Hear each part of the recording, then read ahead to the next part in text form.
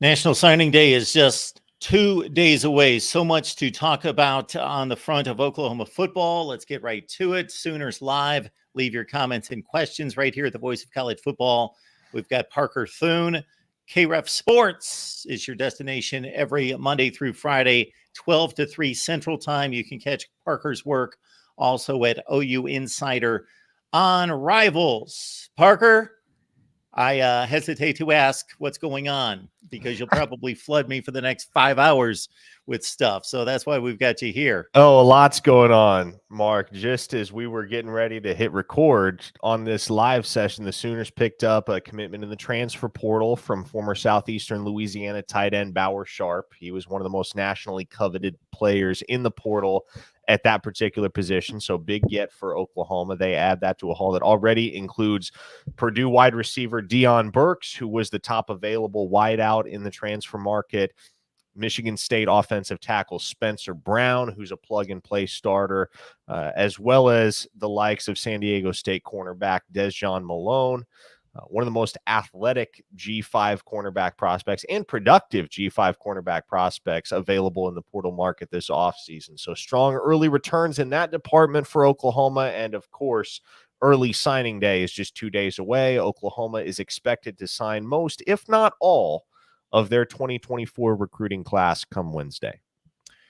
You gave us a nice little thumbnail on the current commits coming in from other Power 5 programs and other G5 schools as well, and then the one that just came down. So the Michigan State offensive lineman appears, based on what I've looked at, to be a guy that can come in and factor in heavily in the rotation. I'm familiar with Deion Burks, saw him play a lot of football at Purdue. He was a highly productive receiver, even though they were less than prolific passing the football as they had been earlier with Aiden O'Connell with the switch to Hudson Card. So highly productive players. That should be the anticipation here with some of these most recent transfers. Yeah, absolutely. And that's what you're looking for at a place like Oklahoma when you're perusing the transfer portal, right, Mark? If you're a school of Oklahoma's caliber, you're looking for guys that can come in and be instant impact dudes. 2 years ago, Oklahoma was in a position where, with the roster turnover, with the staff turnover, which is with as much uncertainty as there was surrounding that program circa December 2021, January of 2022, they were in a position where it made sense to take a few flyers in the transfer portal. Not the case anymore. They've got a good portion of their offensive starting lineup and their defensive starting lineup returning in 2023. So if you're looking for dudes in the portal that can actually meaningfully raise the bottom line for this Oklahoma program, you're going to be looking at guys who have done it at a high level and who have been exceedingly productive at whatever level they have played. Bauer Sharp comes from FCS Southeastern Louisiana. Excuse me. So not a guy that necessarily has a ton of experience playing Power 5 opponents, but the athletic tools and traits to be an immediate contributor for this program. And again, you're not taking dudes that you expect to pan out 2-3 years down the road. You're taking dudes that are short-term stopgaps, immediate solutions at positions of need. And the Sooners appear to have gotten that in every single one of the guys that they've brought in via the portal so far. Well, Parker, here's a guy that certainly has not matched up with that kind of competition in regards to a full team, but I'm sure he has certainly played alongside and against and certainly attended camps where those 4- and 5-star quality type guys are. And it's the most recent commit, a Rivals top 30 player in the nation, Pierre Lewis, I guess is how you pronounce. So we'll go with the standard pronunciation. Pierre Lewis, top 30 defensive lineman, 6'4", about 320 out of Tampa. And Oklahoma lures him away from all the Florida schools and the SEC schools going after him. Yeah, that was a big get for Oklahoma.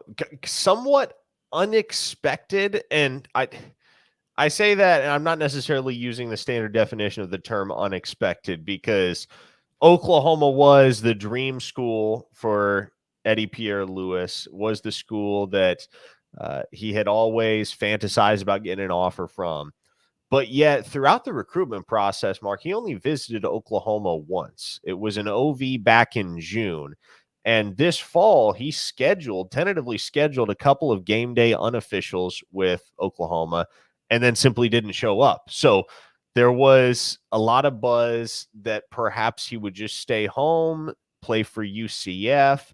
They were the other top contender for his pledge. But in the end, Bill Bedenbaugh's track record and just the overall feeling, the one trip that he did make to Oklahoma, that was enough to convince Pierre Lewis that he could blaze his own trail 1,000 miles from home and that he could make it work at Oklahoma. So the Sooners beat out UCF in what was a very, very unique recruiting process and a dragged out one at that. Again, he did not end up making the final decision until December 15th, some 3 days ago. So per our Rivals rankings, he is now the highest ranked offensive pledge in Oklahoma's 2024 class.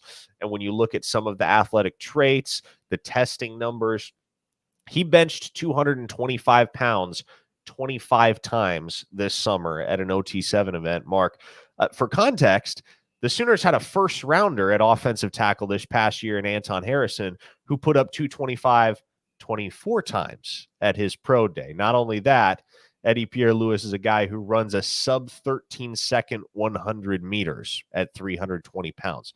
So not your run of the mill offensive line prospect by any means. The ceiling is very, very high there. And just to underline, we're talking first round pick, and we're talking about being in a college, a upper tier elite strength and conditioning program for 3 or 4 years. That's a crazy comparison to make right there.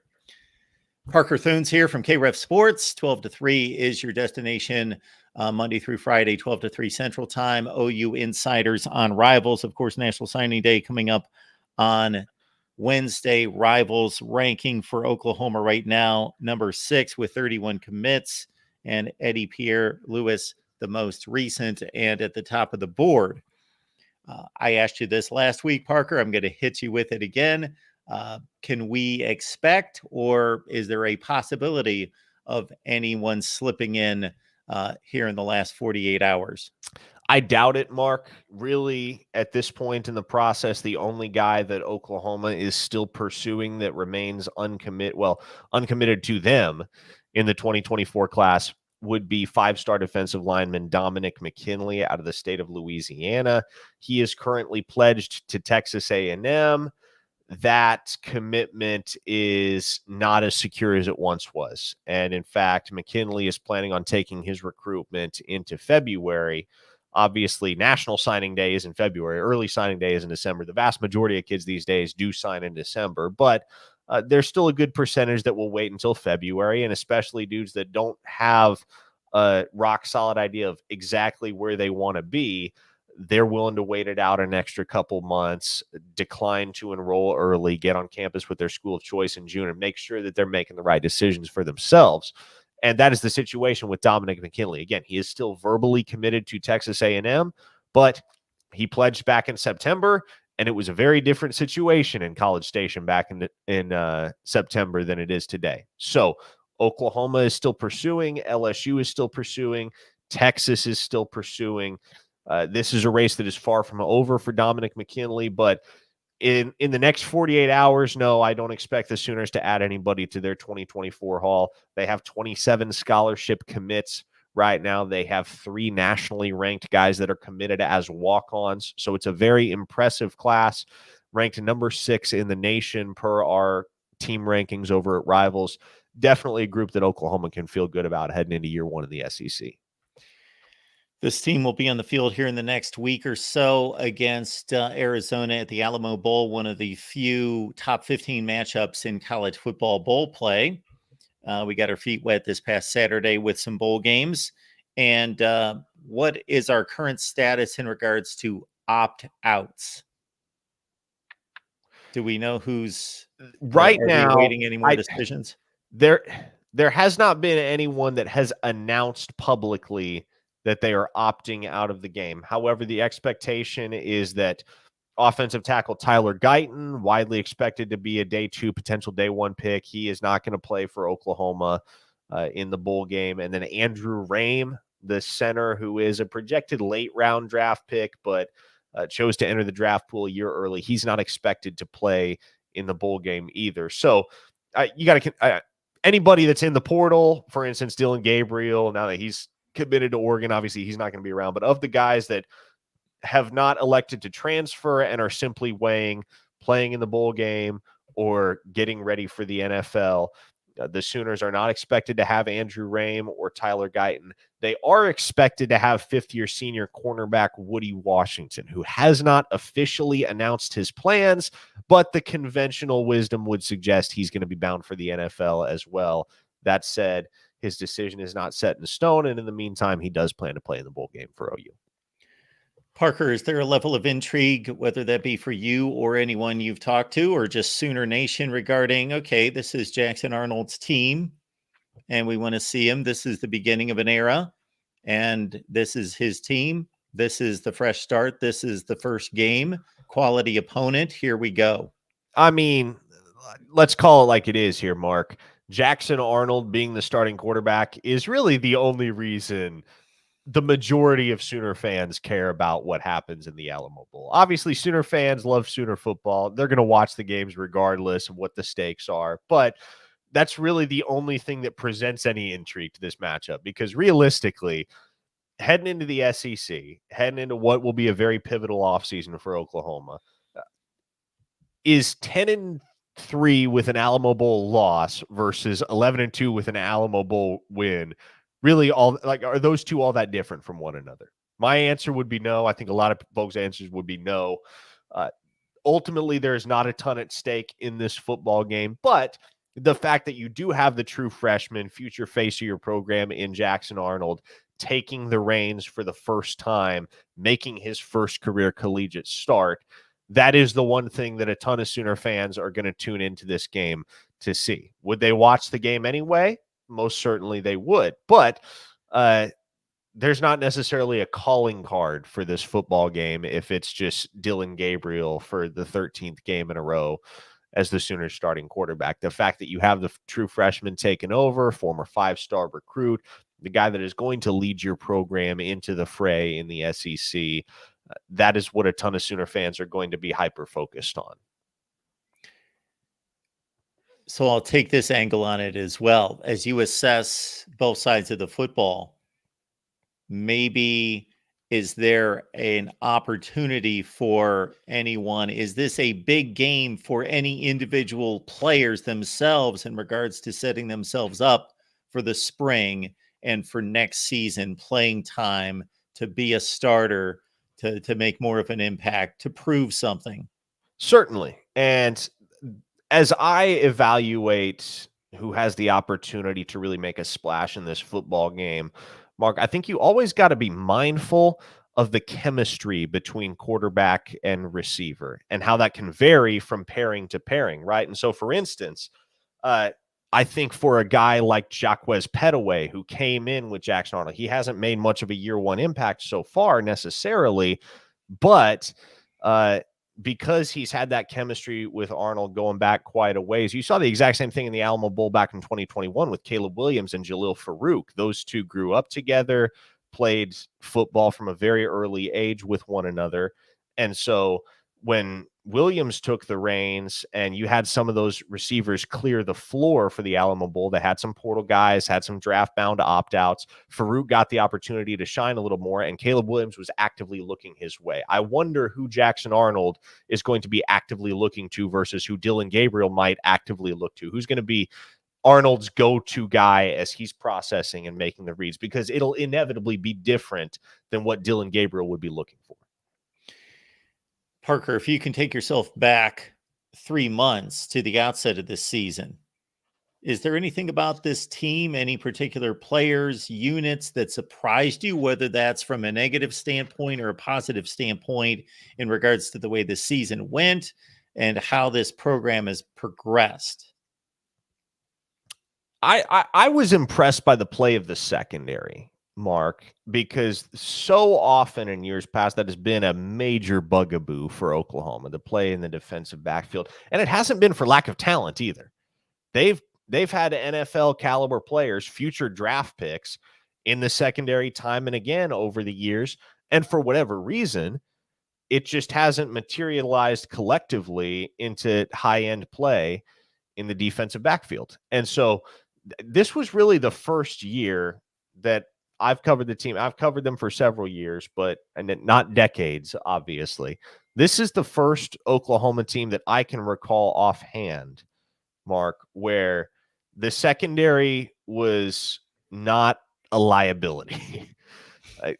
The Sooners held up in the back end defensively. Billy Bowman, obviously one of the most productive and impactful safeties in the entire country, was certainly snubbed as a Thorpe Award finalist. Whether or not he deserved the award, that's highly subjective, but the stats, the resume would indicate, okay, he deserved to be one of the guys that was a finalist for the Thorpe. They got excellent play from Woody Washington. Gentry Williams, when healthy, was in lockdown mode at cornerback. And then Peyton Bowen, as a true freshman, made some plays. That other safety position, Robert Spears Jennings, as a sophomore, really emerged down the stretch as well. The secondary played quite well for Oklahoma, and I recall going into the season, that was one of my major question marks for this team. Not necessarily because it wasn't there on paper, because it was, but how many years in the past had it been there on paper for Oklahoma in the secondary, and it just hadn't resulted in high caliber play regardless. So I would say that is my biggest lasting impression as far as a group that pleasantly surprised in terms of their overall level of performance. Parker, if you had a chance to dissect the 2024 schedule, so the SEC released everyone's schedule for the next season, 3-4 days ago. What I find interesting here is coming off of a non-conference schedule that really presented little, although SMU did turn out to be the American Conference champions and came that close, and many thought that they should have been rewarded with that Group of 5 slot in the New Year's Six. You've got a familiar game here against Tulane. Houston, obviously a common opponent in years past, and ships passing in the night in regards to Big 12 membership, and the opener against Temple. So there's the non-conference slate, Parker. I don't know if we've had this conversation in the past in regards to what you believe Oklahoma's mission should be, or if they do have an obvious mission in terms of what they're trying to accomplish with non-conference scheduling. Yeah, it's not a super engaging non-conference schedule in 2024, but if Willie Fritz doesn't leave Tulane for that Houston job, I think you can make the argument that Tulane matchup is actually super intriguing. And obviously, when you schedule Houston as a non-conference opponent, however long ago that was, Mark, didn't really anticipate that Houston was going to be on a downward trajectory as a program, because they were on the up and up there for quite a while, whether that was under Tom Herman or Dana Holgerson. It looked for a brief window there as if Houston had something that they could build upon. And obviously the Power 5 transition was supposed to be huge for that program in terms of being able to establish dominance over their recruiting base. But looking at that non-con, look, Temple's a win. Obviously, Houston and Tulane should be wins, but I think there's been a lot of air taken out of that matchup, or those two matchups, really, than if you evaluated them a year ago at this time, Mark, because a year ago, Houston's coming off a 10-win season. Tulane is about to play in a New Year's Six Bowl against USC. And so you're looking at those two games and going, man, I think those are two teams that at the very least can hold their own, right? Maybe they don't pull the upset over Oklahoma, but they can come to Gaylord Family Oklahoma Memorial Stadium and be able to put up a fight. Now, in the post-Willie Fritz era at Tulane, we have no idea what that program is going to look like. And quite conveniently, the job that Fritz left Tulane for is the Houston job. How quickly can he get things in working order down there? That remains to be seen as well. So, all in all, that's a non-conference schedule that realistically Oklahoma should be able to blaze through with a 3-0 record. And then at least what we've done here, Parker, is every time a conference releases the entire schedule for the next season, and more so with the Big Ten and the SEC, obviously with the significant changes in the conference with significant, brand programs coming into the conference, it's a much different look for Oklahoma. For Oklahoma, it's just a stark contrast. It's just completely different schedule. What we've done with the existing SEC and Big Ten teams is try to match up, okay, this is what the format has given us and given this team through the years. And now, if you supplant what the format has been with what it's going to be in the future, this is how much more difficult it is for Tennessee, for Arkansas, for whomever, and tried to replace the formats to see how much it's been upgraded. Obviously, for Oklahoma, it's just a completely different schedule. But in regards to what they gave Oklahoma this first year, is there anything that stands out in particular? No, not really. Like, honestly, Mark, this is a pretty run-of-the-mill SEC schedule. It's not Murderer's Row, and Yep. it's also not a cakewalk, right? You don't have Vanderbilt, and you don't have Georgia. And to be honest, I'm not sure we'll have a very stable read on any of these opponents until we get through the portal cycle and figure out what some of these teams add and subtract via that medium. Because, for instance, Auburn, I mean, what Auburn team are you going to get next year? Are you going to get the team that got throttled at home by New Mexico State, or are you going to get the team that came within a 4th and 31 prayer the very next week of upsetting a future college football playoff team in Alabama? And a lot of that could be contingent upon what that program does in the transfer portal. So looking at that schedule, I think there's a very realistic possibility that Oklahoma is 5-0 heading into the Red River Shootout. They get Tennessee at home. With how streaky Auburn has been, again, that is a highly winnable matchup at Jordan-Hare Stadium. And then the back half is where things start to get trickier. You have that SEC cupcake first weekend in November in the Maine Black Bears, but that is sandwiched in between road trips to Vaught Hemingway in Oxford, and then, of course, a familiar trip up to Columbia to take on the Missouri Tigers. The last 2 games are brutal, man. The last 2 games of that schedule, you get LSU and Alabama back to back. You get the Crimson Tide at home, but then Thanksgiving weekend, you got to go down to Baton Rouge. Gumbo on Thanksgiving, Mark. And those are 2 teams that are going to be nationally competitive as they are year in and year out. And that's, I think that right there is your welcome to the SEC moment. If you haven't already felt it by late November, you're going to feel it with that 2-game stretch against the Tide and the Tigers. And so with the SEC announcing that each team has, I believe, 3 permanent opponents, and for Oklahoma, that's, of course, Texas. They're reestablishing the Missouri, I don't know if we want to call it rivalry. I don't know that it is on the Oklahoma side, but it's going to be a continued series, of course, against Mizzou. And then Florida, which is an interesting, just kind of plucked out of nowhere, I guess. But the permanent opponents, do you have any thoughts there? Assuming it is Texas, Missouri, and Florida, I think the former 2 make a ton of sense. Obviously, you got to have Texas on the calendar every year. Missouri, there is history there between those 2 programs. Oklahoma has dominated the series historically, but even so, it is a familiar old Big 12 matchup that plenty of fans, especially of the nostalgic type, will be able to get behind. And as far as the Florida matchup, I understand that one does kind of feel random, right? Like it does just kind of feel thrown in there. But those 2 programs have history too. The 2008 BCS National Championship matchup. And as somebody that has been to multiple games at both the Swamp and Owen Field in Norman, Oklahoma, or I think those are 2 fan bases that I think will clash very well and make this a fun new SEC type of rivalry series. So I like that. I like OU Florida being an annual game if that is indeed what it becomes. And then unless they lock into something here, the SEC, like the other conferences, are big into that final weekend being rivalry weekend. They had LSU and Arkansas paired together for years and years and years after Arkansas joined the conference in 92. Then when Mizzou joined the conference, suddenly LSU and Arkansas was not a thing. And they paired Mizzou, trying to integrate them into the SEC and into SEC culture. Mizzou and Arkansas has been the thing on Black Friday.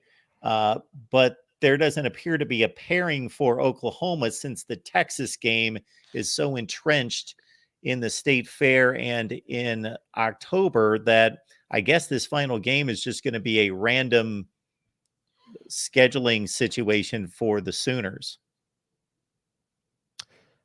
Yeah. This is one of the primary questions I have going forward in the SEC is, okay, realistically, how do you accommodate from a scheduling perspective, how do you accommodate 16 teams long term and find a solution that everybody is content with? Because I do think like the system that they have implemented right now, it makes the most sense, right? You play everybody at least every other year. You have permanent opponents, at least what has been floated / reported to be the case regarding how the SEC is going to handle scheduling. I tend to like it, but even so, I feel like there's going to be at least an opponent or two, Mark, where you're like, man, really wish Oklahoma could play those guys every single year as opposed to every other year. And then, you get the cupcake matchup in November. I'm curious to see what Oklahoma fans think of that in the long run, because that is something that if you're not an SEC program, if you are a fan of a non-SEC program, that's likely something you've taken SEC opponents to task for in the past. Oh, you're just playing some FCS also ran in the middle of November. Yeah, real competitive, right? Best conference in the country. That's probably something that you've given the SEC flack for in years past. Well, now Oklahoma fans stand to benefit, I suppose, from it. It's nice to have what amounts to an extra bye week when you're playing such a meat grinder of a schedule. But by the same token, it doesn't do much to inflate your resume either. And with this being what is probably going to be close to what Oklahoma sees every year, I'm not saying that Alabama and LSU is going to be the conclusion every season to that degree, but it's going to be something in that realm, coming off of Ole Miss and Mizzou and whomever was before that, and then staring at Alabama and LSU. It's not necessarily, I don't know that for as much as, various fan bases across the country, including the ones that we talk to every day, take shots at the SEC scheduling approach. Once you become a fan of one of those fan bases that go through 3 or 4 consecutive games like that, and then are staring at 2 like that at the end, then it becomes more of a valid defense that we need this break and it's deserved. Yeah, I mean, that's and no doubt intellectually, in terms of rationalizing it as a fan of a new SEC school, whether that's Oklahoma or Texas, you're going to get to that point, right? You're going to get to that point where you're like, well, we play such a hard schedule as it is. We deserve a cupcake in November. So even if it is something that you've been critical of Alabama or Georgia or LSU over in the past, it's going to become part of the new norm for you as well. Yes, and another part of the new norm is what we're going to see in the next 10 days or so, and Oklahoma, Arizona is just another example of it. One team taking on another team that's leaving the league and playing a team that's entering the league. Just strange happenings in college football all around. Parker, thank you so much for dropping by. Certainly want to give you the floor to let everyone know what's going on this week at Rivals and at KREF. Yeah, absolutely. Huge week, folks, over at OUinsider.com as we're now on the precipice of early signing day. There's going to be a ton of exclusive content that you can't get anywhere else. We're going to be doing a signing day special over on our YouTube channel, a 3-hour live show with several of the signees to be. That'll be live from Sooner Daiquiri in Norman. So if you have any interest in stopping by live to see some of the commits / signees, I don't know what they'll be at that point, but that'll be 7 to 10 p.m. Central Time on Wednesday, amidst a flurry of exclusive signing day content. We keep you updated day to day, hour by hour on all things OU football, basketball, and recruiting over at OUinsider.com. I think we got the best team of reporters in the entire market, but you're welcome to make that judgment for yourself. A membership is just a few dollars a month over at OUinsider.com on the Rivals Network. You can find me on Twitter at Parker Thune. You can listen to me via the KREF app if you're not within state lines, or if you do live in the state of Oklahoma, just find a KREF affiliate in your local market. Parker, thank you so much for stopping by. We always appreciate it. Happy National Signing Day. And if we don't see you in the meantime, Merry Christmas. And always appreciate you stopping by. Likewise, Mark. I appreciate you. Take care. Awesome stuff, as always, from Parker Thune. You can catch him, of course, on OU Insider, on Rivals, and KREF Sports. Speaking of which, National Signing Day coming up in 2 days. Listen to this, folks. On the main channel, we are going live at 9 a.m. Eastern Time. We will have reports coming in from Virginia, Ole Miss, Kentucky, Oklahoma State, Oregon. We will have our regular shows from Florida State, Miami. We've got Ohio State, Penn State, Clemson, and Iowa on the docket to be scheduled as well. So again, all sorts of reports coming in here at the Voice of College Football. So over the span, especially, of course, National Signing Days on Wednesday, but some of it's going to spill over into Thursday to get all these reports in from various media members across the board. Ole Miss, Virginia, Kentucky, Oklahoma State, Oregon, Florida State, Miami, Clemson, Ohio State, Penn State, Iowa. So please tune in for that. And we're still adding more right here at the Voice of College Football. Appreciate you stopping by.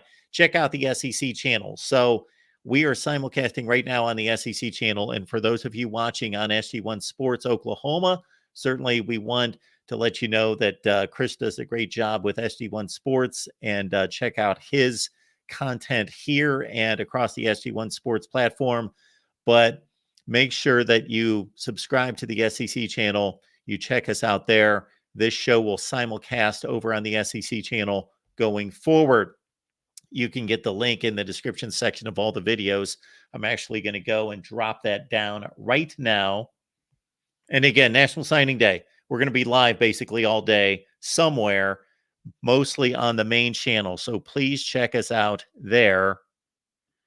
And we're going to drop the SEC channel link so you can follow it right there to all the content we provide on the SEC channel. Let me get us set up here before I check out some comments.